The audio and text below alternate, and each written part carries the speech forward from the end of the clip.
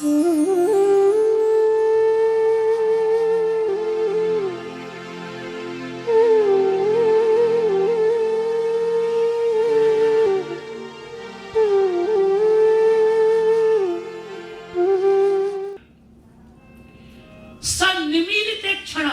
ने आंख बंद कर दी। एक बार आंख खोल के देखा, फिर आंख बंद कर दी।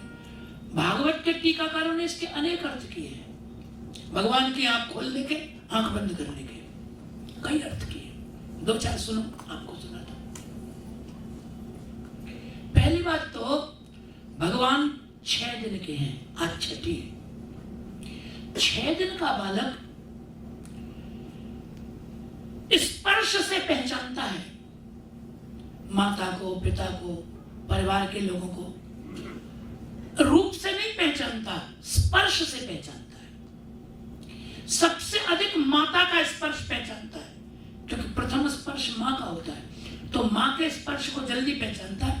इसीलिए मां की गोद से दूसरी गोदी में जाती रोने लगता है, क्योंकि वो तुरंत समझ जाता है कि ये स्पर्श परिचित नहीं है, कोई अपरिचित व्यक्ति ने ले लिया। तो बालक का स्वभाव है वो स्पर्श से ही परिचित है। अब जैसे ही पूतना ने भगवान को गोद में लिया, तो भगवान तो सबकी गोदी समझते हैं, सब पूरे ब्रज की गोद का स्पर्श पहचानते हैं। लेकिन जब पूतना ने लिया तो ठाकुर जी ने सोचा कि ये किसी ब्रज भक्त की गोद तो नहीं लगती है, कोई नई गोद लगती है। तो कम से कम देखूं तो मैं किसकी गोद में आ गया। तो आंख खोल के देखा, और जैसे ही देखा पूतना की गोद, तुरंत नेत्र बंद कर लिए भगवान ने। पूतना की गोद, इसके भी कई अर्थ भागवत के विचारकों ने किए। कोई भागवत के टीकाकार कहते हैं कि पूतना अविद्या है, अज्ञान की वासना है, और भगवान की दृष्टि में ज्ञान है। यदि ज्ञान दृष्टि अज्ञान पे पड़ी तो अज्ञान नष्ट हो जाएगा, और संसार को चलाने के लिए भगवान को अज्ञान की बहुत जरूरत है। ये दुनिया ज्ञानियों से नहीं चल रही है, ये दुनिया अज्ञानियों से ही चल रही है, जो संसार के पदार्थों को ही अपना मान रहे हैं, जो खाओ पियो मौज करो में भरोसा रखते हैं। ये संसार उनसे ही चल रहा है। भजन करने वालों से संसार नहीं चलता। भजन करने वाली थोड़ी दुनिया चलेगी, दुनिया तो उनसे चलेगी, खाओ पियो मौज करो, संसार तो उनसे ही चलेगा। तो भगवान को जगत चलाने के लिए अज्ञान की जरूरत है, और ज्ञान दृष्टि से अज्ञान नष्ट हो जाएगा तो भगवान की सृष्टि कैसे चलेगी। इसलिए तुरंत भगवान ने नेत्र बंद कर दिया। भागवत के कोई टीकाकार कहते हैं कि पूतना बाल हत्या करने वाली है, और बाल हत्या करने वाले पापी का मुंह देखना भी पाप होता है। जो बाल हत्यारा हो उसका मुंह देखने का भी पाप होता है। इसलिए भगवान ने नेत्र बंद कर लिए कि ऐसी पापिनी का मुंह भी न देखो। भागवत का कोई विचारक टीकाकार ऐसे कहता है कि पूतना अपने स्तन में विष लगा करके आई है, और भगवान को स्तनपान कराना चाहती है, विष पिलाना चाहती है।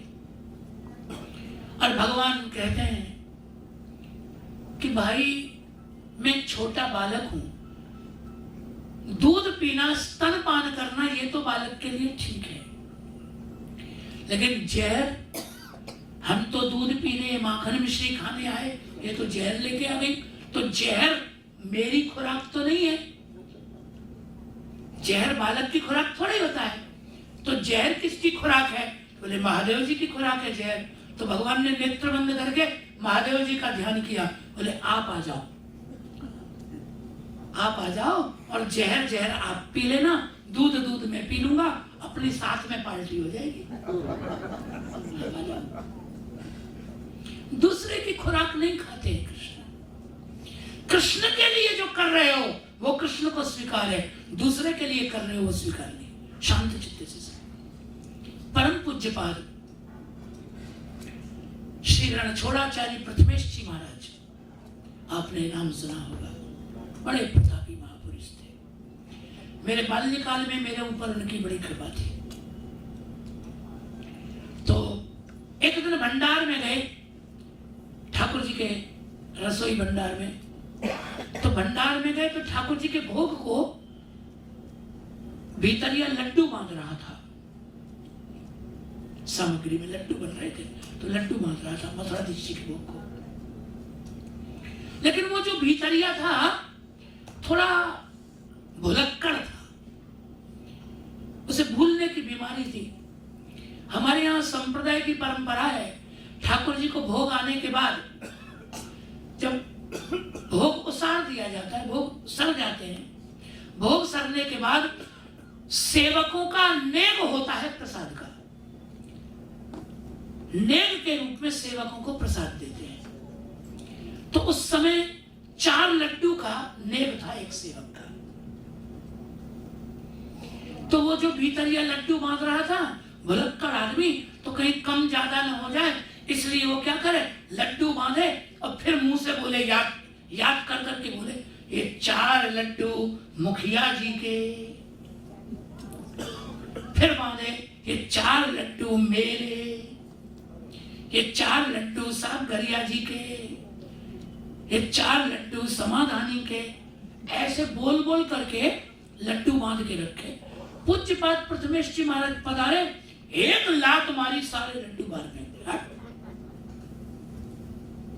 अब वो घबरा गया, महाराज ये क्या? बोले मूर्ख, क्या कर रहा है? भगवान को भोग आ ही नहीं सकता, ये लड्डू ठाकुर जी को भोग आएंगे ही नहीं, क्योंकि तू पहले ही भोग लगा रहा है मुखिया जी को, भीतरिया जी को, तो खुद ही भोग लगा। ये 4 भीतरिया जी के, 4 तो भगवान सोचेंगे मेरे कौन से हैं इनमें से? मेरा तो है ही नहीं कुछ, मेरे तो एक भी नहीं है। तो दूसरे के खुराक भगवान नहीं लेते, दूसरे की चीज भगवान क्यों खाएंगे? ठाकुर जी के लिए बना। पुष्टि की परंपरा है, दूसरे की खुराक भगवान नहीं खाते हैं। भगवान के लिए लाए हो वो भगवान को स्वीकार है, थोड़ा सा भी लाए हो वो स्वीकार है। न तथा देव देवस्य सामि भुक्तम समर्पणम, आचार्य चल गए थे। आप बाजार जा रहे हो और बाजार से आपको लगा कि नया नया आम आया है, यहाँ तो रत्नागिरी चलता है ना, हापुस, वही चलता है रत्नागिरी शायद, हापुस। तो आपको लगा नया नया आया है और बच्चे को पसंद है, घर में पौत्र को, पौत्री को, इनको बच्चों को पसंद है, तो आप ये सोच के भी ले लेते हो कि चलो बच्चों का मन रह जाएगा। तो बच्चों को पसंद है ये सोच के लेते हो, ठाकुर जी इसको स्वीकार नहीं कर सकता, क्योंकि बच्चों को लिया है। अब भोग धरोगे ना तो ठाकुर जी कहेगा जिसको लाया है उसे दे, मेरे लिए थोड़ी लाया, मेरे लिए लाया है वो दे मुझे। कभी कोई वस्तु लो तो ये सोच के लो, केवल इतना जोड़ लो, मेरे परिवार के ठाकुर जी को ये प्रिय है, ठाकुर जी को ले चलता हूं। प्रसाद में किसे भी दो, कोई बात नहीं, लेकिन भगवान के भोग के लिए लो तो भगवान के लिए है वो भगवान स्वीकार करेगा। संसार के लिए लाए हो, भगवान सब जानता है, ये रीत है।